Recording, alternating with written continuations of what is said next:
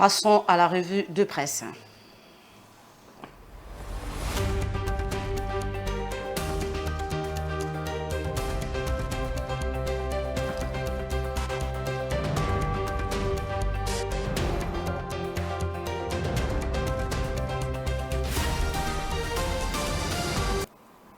Diane, bonjour, comment vas-tu? Bonjour, Jocelyne Massiala, je vais bien. Et toi, comment te portes-tu? Très bien aussi, très bien. Merci, Diana. Diana, ouvrons cette revue avec la non-tenue des législatives à Massissi, Rutshuru et à Kwamut. Le Cour constitutionnelle maintient en fonction les élus de 2018. Oui, madame, monsieur, bienvenue dans cette revue. Nous ouvrons cette revue avec cette nouvelle qui risque de faire des bruits. En effet, nous apprend 7 sur 7.cd, la Cour constitutionnelle maintient en fonction les élus de 2018 pour la non-tenue des législatives à Massissi, Rutshuru et Kwamut. À travers son arrêt rendu hier mardi, la Cour constitutionnelle a autorisé les élus nationaux et provinciaux de ces circonscriptions électorales à continuer à siéger pour cette nouvelle législature jusqu'à l'organisation des scrutins. Cette décision intervient dans un contexte où les élections précédentes n'ont pas pu se dérouler comme prévu dans ces régions en raison de l'insécurité.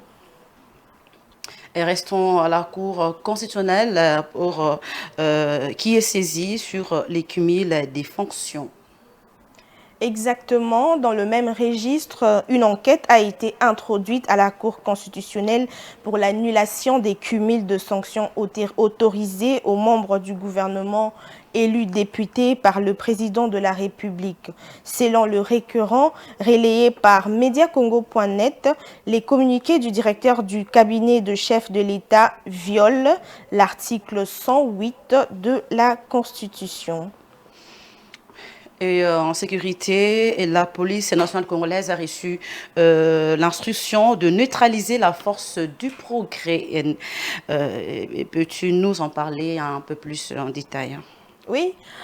Autre chose à présent, les forces de progrès de l'UDPS dans les viseurs de la police renseignent opinioninfo.cd. La police a reçu l'instruction de neutraliser la force du progrès de l'UDPS. Les commissaires, allais-je dire, divisionnaires de la police ville de Kinshasa, le général Blaise Kilimbalimba a révélé hier mardi que cette structure d'autodéfense du parti présidentiel Force du Progrès sera neutralisé bientôt. Et voilà, chutons avec la population quinoise et qui est mécontente du manque des suivis des mesures prises par les autorités.